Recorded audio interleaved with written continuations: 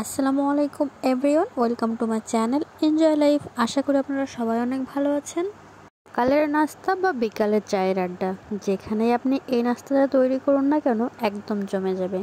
এতটা মজার হয় এই নাস্তাটা, না করে খেলে বুঝতে পারবেন না। সো ফ্রেন্ডস, কাছে দূরে দেশে বিদেশে যে যেখান থেকে আমার ভিডিওটি দেখছো তাদের অসংখ্য ধন্যবাদ। আশা করি আমার ভিডিওগুলো তোমাদের অনেক বেশি ভালো লাগে, আর যদি ভালো লেগে থাকে অবশ্যই লাইক কমেন্ট শেয়ার করবে। চলো তবে কথা না বাড়িয়ে আজকের রেসিপিটা শুরু করি। ফার্স্টে আমি একটা বোল নিয়েছি মাঝখানে কিছুটা পরিমাণে সিদ্ধ আলু। যে যতটুকু পরিমাণে তৈরি করতে চাও সেরকম করে সিদ্ধ আলু করে নেবে। আমি একটা ছাঁকনির মাঝখানে নিয়েছি। এবার এটাকে খুব ভালো করে ম্যাশ করে নেব যাতে এর মধ্যে কোনো লাম্পস না থাকে। এই রেসিপিটা করতে গেলে আলু ভর্তাটা খুব ভালো করে নিতে হয়। দেখতে পাচ্ছ নিচে দিয়ে এরকম করে ঠিক বের হয়ে আসছে, একদম মিহি হয়ে। এরকম করে সবগুলো আলু আমি পেস্ট করে নেব। এই পর্যায়ে সবগুলো আলু পেস্ট করা হয়ে গেছে। এর মধ্যে পরের ইনগ্রিডিয়েন্টসগুলো অ্যাড করে দিচ্ছি। স্বাদ মতো লবণ, কিছুটা পরিমাণ চিলি ফ্লেক্স, ঝালটা তোমাদের ইচ্ছা অনুযায়ী তোমরা দেবে, আর কিছুটা চাট মশলা অ্যাড করেছি আমি এখানে।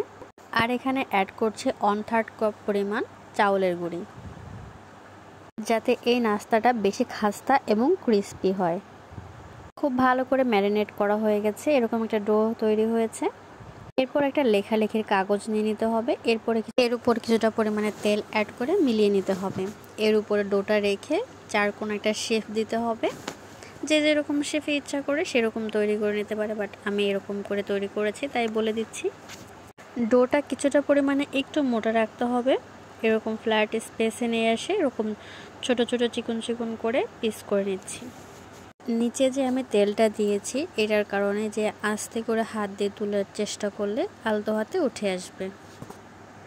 দেখতে পাচ্ছ ফ্রেন্ডস, এরকম করে ঠিক উঠে আসছে।